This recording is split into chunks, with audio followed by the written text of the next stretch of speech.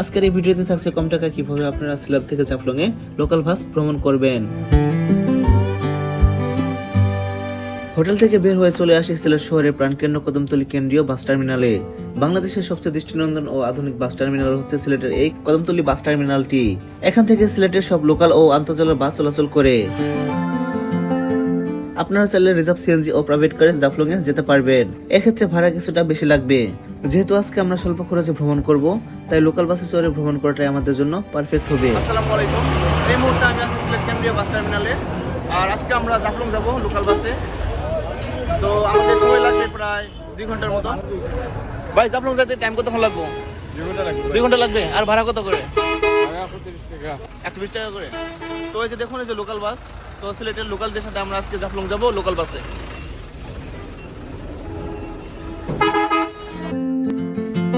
সিলেটের কদমতলী কেন্দ্রীয় bus terminal থেকে জাফলং এর উদ্দেশ্যে প্রথম বাস ছেড়ে যায় সকাল 7টা 10 মিনিটে।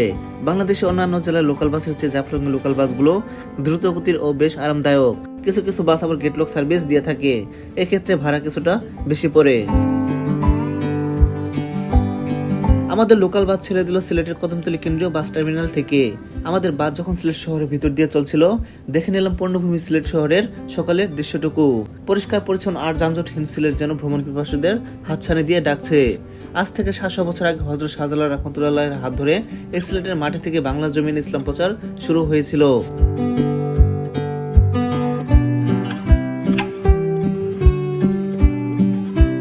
ইট পাথরের সিলেট শহর পেরিয়ে ছুটে চলেছি ভারত সীমান্তবর্তী পাহাড়ি পর্যটন কেন্দ্র জাফলং এর উদ্দেশ্যে।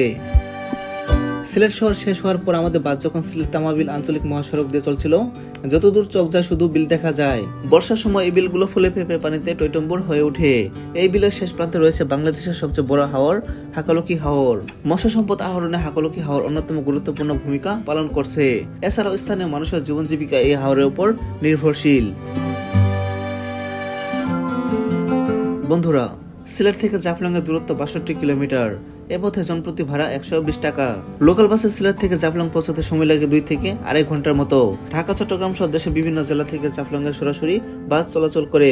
আপনারা ইচ্ছা করলে সেসব বাসে বিভিন্ন জেলা থেকে জাফলং এ আসতে পারবেন।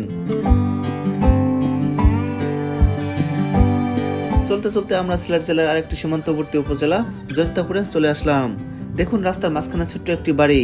এই বাড়িটি সম্পর্কে যতদূর জেনেছিলাম, এটি সম্ভবত জয়ন্ত রাজার বাড়ি ছিল। রাজা আর জমিদারদের প্রথা বিলুপ্ত হলো কালের সাক্ষী হয়ে দাঁড়িয়ে রয়েছে এরকম বহু প্রাচীন রাজবাড়ি।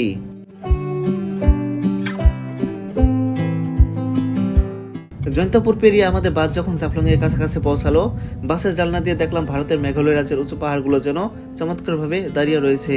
ভিসা পাসপোর্টের নিয়মের বেড়াজালে ইচ্ছা করলে যাওয়া যাবে না সেই মেঘালয়ের পাহাড়ে, তাও যেন বারবার ইচ্ছা করে ছুটে যাই সেখানে।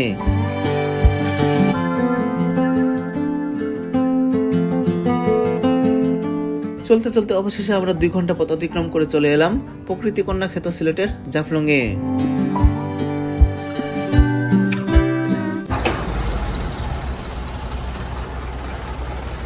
বন্ধুরা, ফাইনালি আমরা জাফলং এ চলে আসলাম। আর আমাদের সিলেট থেকে এখানে সময় লেগেছে 2 ঘন্টা। তো দেখুন এখান থেকে কি ভিউ দেখা যাচ্ছে, ইন্ডিয়া। আর এটা হচ্ছে ভারতের মেঘালয় সীমান্ত। ওই পারে হচ্ছে ভারতের মেঘালয় এবং এই পাশে বাংলাদেশের সিলেট জেলা। তো এখন আমরা জাফলং 0 পয়েন্টে যাচ্ছি। যাওয়ার পরে আপনাদের সমস্ত সৌন্দর্য দেখাবো ঘুরে ঘুরে। তো এদিকে দেখুন অনেক খাবারের হোটেল। যারা পর্যটক দূর দূরান্ত থেকে ঘুরতে আসে তারা এইসব হোটেলে খাবার খান। আমার সামনে হচ্ছে ভারত। তো এটা হচ্ছে ভারতের মেঘালয় সীমান্ত। আর এখানে ছোট্ট একটি চেকপোস্ট রয়েছে, এই যে বিজিবি পোস্ট। তো এখানে বর্ডার গার্ড বাংলাদেশ বিজিবি বসে থেকে টহল দেন। আর এই সীমান্ত কিন্তু খোলামেলা সীমান্ত, কোনো কাঁটাতার নেই, যার জন্য বিজিবি এবং বিএসএফ উভয়ই কিন্তু এখানে পাহারা থাকে। ওই পাশে বিএসএফ ক্যাম্প রয়েছে এবং এই পাশে বাংলাদেশের BGB border guard Bangladesh camp রয়েছে।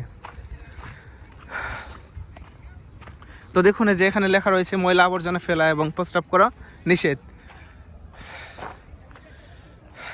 আমরা যেমন জাফলংয়ে ঘুরতে আসি, ঠিক তেমনই ভারতের বিভিন্ন জায়গা থেকে যে মেঘালয়ে অনেকেই ঘুরতে আসেন। এবং ওইখানে কিন্তু অনেক রিসোর্ট রয়েছে, অনেক হোটেল মোটেল রেস্টুরেন্ট রেস্তোরাঁ এগুলো রয়েছে। তো বর্তমানে বাংলাদেশের অবস্থা তেমন একটা ভালো না, যার জন্য ভিসা কিন্তু বন্ধ রয়েছে। ভিসা চালু হলে আমরা অবশ্যই যাব, গিয়ে আপনাদের দেখাবো সেই মেঘালয়ের সৌন্দর্য। আর এদিকে অনেক পিকনিকের বাস রাখা হয়েছে সিলেট সহ দেশের বিভিন্ন জায়গা থেকে শিক্ষা প্রতিষ্ঠান, বিভিন্ন প্রতিষ্ঠানের শিক্ষার্থী এবং মানুষজন এখানে পিকনিক করার জন্য। বন্ধুরা, আমি এখন যে জায়গায় দাঁড়িয়ে রয়েছে এটি জাফলংয়ের 0 পয়েন্টে বিজিবি ক্যাম্প সংলগ্ন পর্যটক মার্কেটে। এখানে পাওয়া যায় বাহারি রকমের খাদ্য সামগ্রী ও কসমেটিকের বহু আইটেম।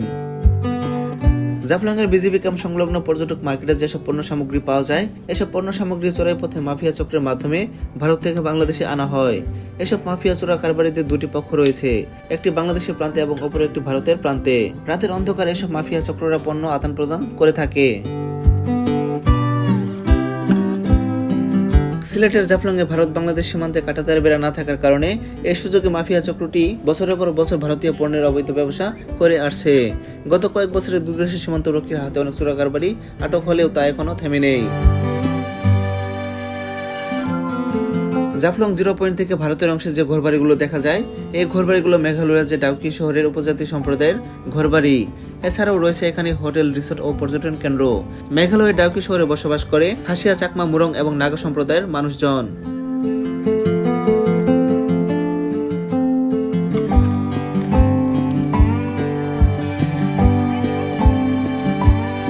চলে এসেছি পিয়ান নদীতে। ভারতীয় মেঘালয়ের পাহাড় ভেদ করে একে বেঁকে বয়ে চলা এই নদীর নাম পিয়ান নদী। অগ্রহায়ণ থেকে ফাল্গুন মাস পর্যন্ত এই নদীর পানি যেমন স্বচ্ছ পরিষ্কার থাকে, তেমনি বর্ষাকালে দেখা যায় এর ভয়ঙ্কর রূপ। মেঘালয়ের পাহাড়ি উপত্যকা থেকে নেমে আসা পাহাড়ি ঢলে সিলেট অঞ্চলকে প্রতি বছর ভাসিয়ে নিয়ে যায়। পর্যটকদের জন্য উপযুক্ত সময় হচ্ছে অগ্রহায়ণ থেকে ফাল্গুন মাস, অর্থাৎ নভেম্বর থেকে ফেব্রুয়ারি মাস পর্যন্ত।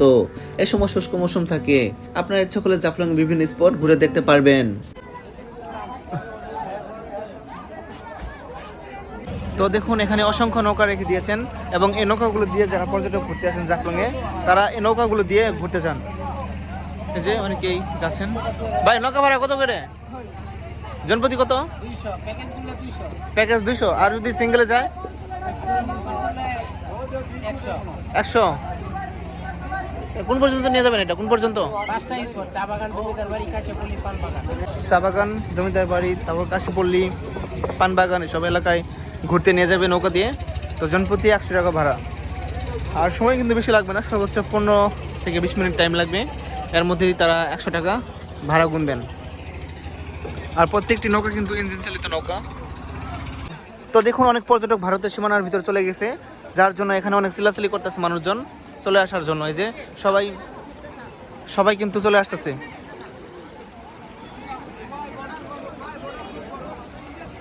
এবং এবার সে 3টে পিচ্ছি কিন্তু ভারতের ভিতরে চলে গেছে বাংলাদেশের টিউব নিয়ে।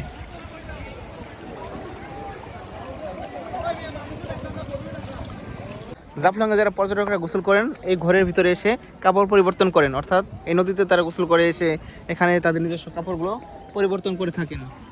এখানে অসংখ্য চেয়ার রেখে দিয়েছে, তো যারা পর্যটক আসে তারা এখানে বিশ্রাম নেয় আর এখানে গোসল করে।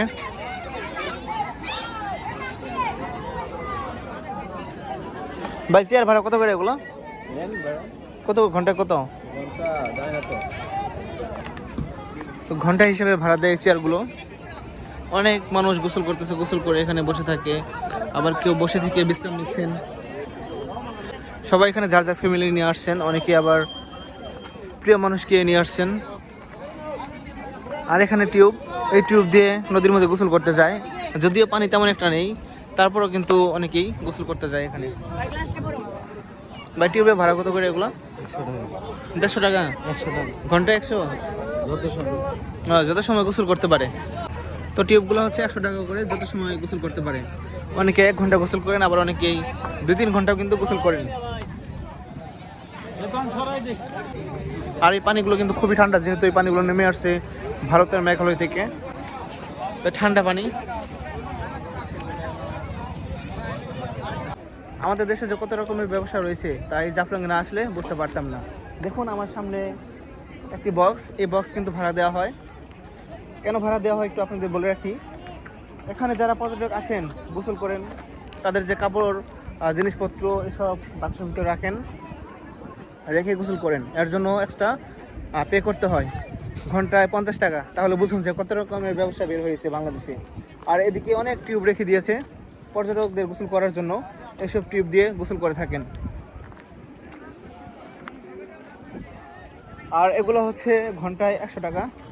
দেখুন এদিকে একটি লকার রয়েছে, লকার ভাড়া দেওয়া হয়। আর এদিকে প্রচুর পাথর আর পাথর। আগে পাথর কম ছিল, কিন্তু বন্যার হওয়ার জন্য পাথর অনেকটা বেড়েছে। মেঘালয় থেকে অনেক পাথর আসছে। ছোট্ট একটা নদী দুটি দেশকে বিভক্ত করে দিয়েছে। তো দেখুন এই যে এটা হচ্ছে আমাদের বাংলাদেশ, আর মাঝখানে নদী, নদীর ওই পারে হচ্ছে ভারত। ওই পাশে ভারতের মেঘালয় রাজ্যের ডাউকি শহর, এবং ডাউকি শহরে খাসিয়াপল্লী রয়েছে। সেই খাসিয়াপল্লীর মানুষজন এসে এখানে গোসল করছেন। এখানে আমাদের দেশের পর্যটকরা সবাই এসে গোসল করছেন। এবং এখানে কিন্তু টুরিস্ট পুলিশ রয়েছে, আপনারা ইচ্ছে করলে টুরিস্ট পুলিশের সহযোগিতা নিতে পারেন যে কোনো কাজের জন্য। এবং আমাদের দেশে অনেক পর্যটক কিন্তু ওই পাশে চলে যায়, এটা কিন্তু মোটেও ঠিক না, কারণ ওই পাশে বিএসএফ রয়েছে, যে কোনো সময় আক্রমণ করতে পারে। এবং ওই পাশে যারা খাসিয়াপল্লীর মানুষজন রয়েছেন তারা কিন্তু আমাদের উপরে ঢিল ছুটতে পারে। গত কয়েকদিন আগে আমরা দেখেছি ভিডিওতে দুইটি যুবক আমাদের দেশের যারা পর্যটক রয়েছে তাদের উপর ঢিল ছুঁড়েছে, ঢিল ছুঁড়ে আহত করেছে। তো কেউ ওই পাশে যাবেন না, যাওয়ার চেষ্টা করবেন না। এই যে অনেকে বড়ে পারতেছে, এই যে দেখুন বড়ে পারতেছে, ওরা হচ্ছে সব ভারতের নাগরিক, আর এগুলো হচ্ছে আমাদের দেশের নাগরিক টিউব সহ। এবং ওই পারে যারা গোসল করতেছে সবাই হচ্ছে ভারতের নাগরিক, খাসিয়াপল্লীর মানুষজন। তো বন্ধুরা বিকাল হলে কিন্তু সব দোকান পুরোপুরিভাবে খুলে ফেলবে, আর এদিকে সব জিনিসপত্র বিক্রি করছেন দোকানদাররা। এগুলো মূলত হচ্ছে সব চুরি করা জিনিস, ভারত থেকে সব অবৈধভাবে আসছে। আর এখানে অনেক পাথর।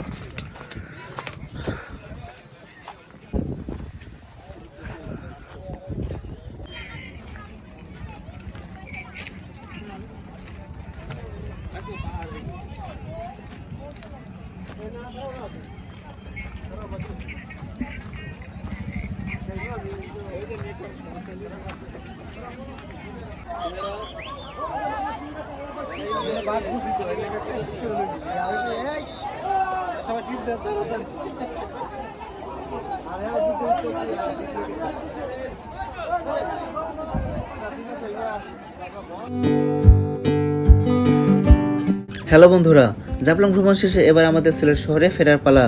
এর পরবর্তী ভিডিওতে আপনারা দেখতে পারবেন কিভাবে মাত্র 3000 টাকা দিয়ে বিমান ভ্রমণ করলাম।